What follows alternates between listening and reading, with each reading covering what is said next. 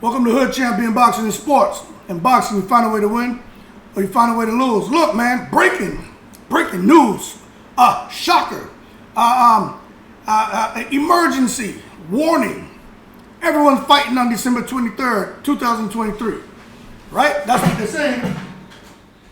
Let me tell you something. Word on the street. Take it with a grain of salt. Deontay Wilder is fighting Anthony Joshua, December 23rd. Could be in Riyadh, could be in Dubai. Usyk and Tyson Fury, deal done. Fighting on December 23rd, could be January. Wilder and Joshua, could be January. They could all four fight on the same card. But December 23rd in Riyadh, could be happening. That's the word, right? Benn, Eubank Jr., breaking, emergency, shocker, fighting on December 23rd, out there in the UK somewhere. Earl Spence and Terrence Crawford, shocker. 154, they're fighting in December on the 23rd. Obama and Trump, Democrats versus Republicans, representing no one gonna disrespect the Pentagon. They're fighting on December 23rd too. Hey, look, man. There's so much stuff floating around here on the internet. I'm gonna tell you right now. I don't know what to believe. But I will tell you this. Something's going on. That's a lot of damn announcements, man. For fights that are agreed on or in work, or you got some bozo with nothing better to do who can craft a pretty clever post, a pretty clever, what's it called, a poster, and put it out there and it looks real as hell. Let me tell you, some of the stuff these guys are making, it looks real as hell. Out of all of the news that's been announced as far as fights being made, I'm going to tell you this. I think this Usyk Fury thing is straight because I saw a post from Fury. Okay, so I think Usyk and Fury, that's legit. That deal is signed, locked in.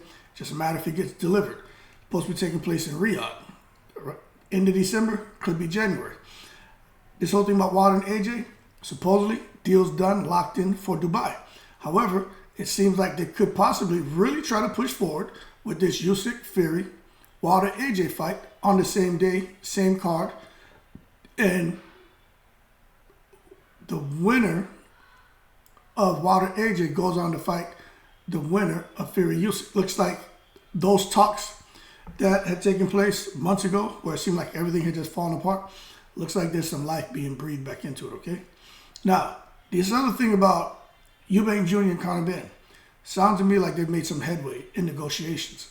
As far as a date and location of where it's going to take place, I'm not so sure. But I think they're talking. I don't think anything's firmed up, okay? So that's from everything that I've read, I've combed through. I've critically read a lot of things. I've skimmed over stuff.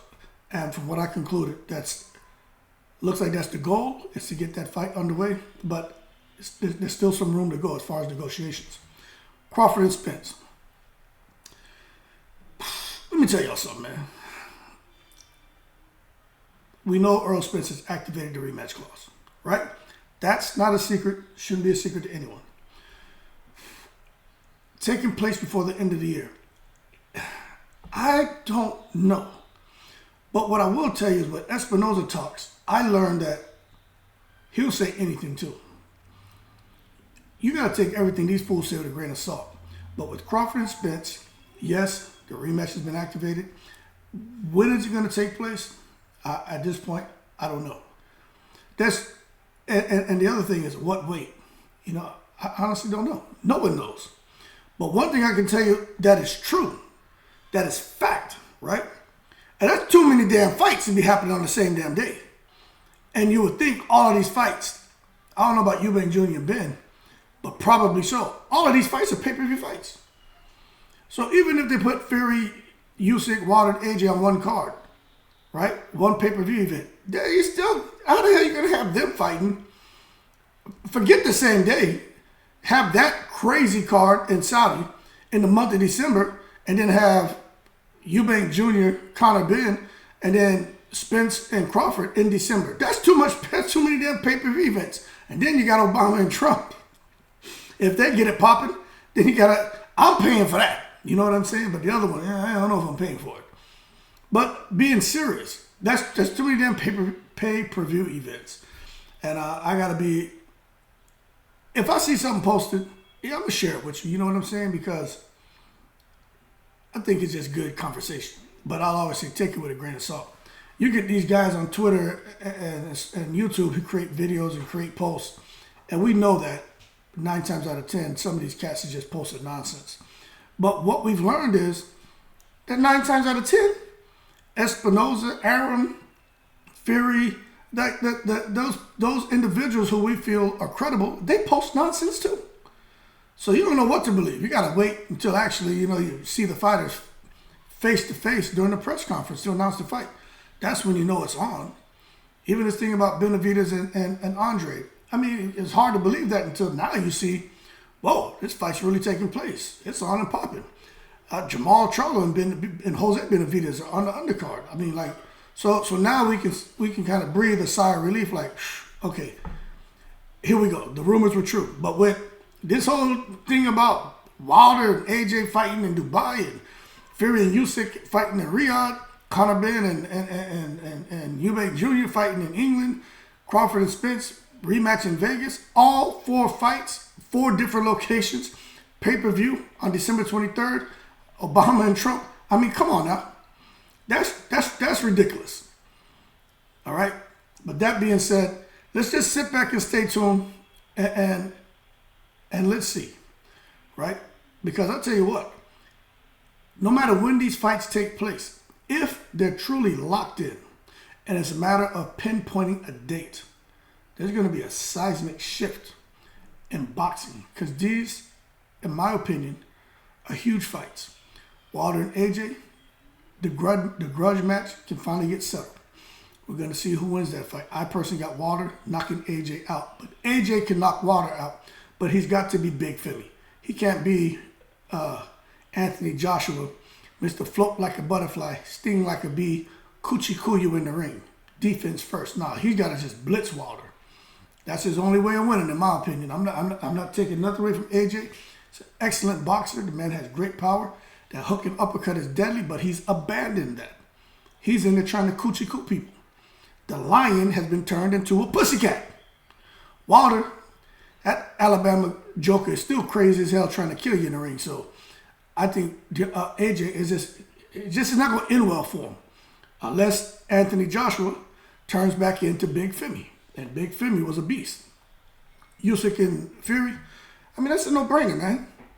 I hear people talking about Fury and, having to deal with the boxer like Usyk, the in and out movement, the lateral movement. Fury, he has to plant his feet to get his shots off. I'm like, man, what are y'all talking about? You know what I'm saying? Fury has like the reach of the damn Fantastic Four man. You know what I'm saying? This man got a reach like a giraffe neck. The length of a giraffe neck in his arms. You know what I'm saying? He'll touch Usyk all over that ring. Don't get me wrong. Usyk may have some interesting moments. I just don't think Usyk stands a chance against Fury. And there's some people who made really good arguments about why Usyk would win. I just don't think so. I just don't think so. So that's how I see that going. Eubank Jr. and Conor Benn, hey man, I don't know. Who's going to train Eubank Jr.? Bomac's out of here. Next week, see the 5th. Yeah, next week, we should hear what's going on with Bomac. But let's just wait and see what happens. But right now, Eubank Jr. doesn't have a trainer. What's he going to do?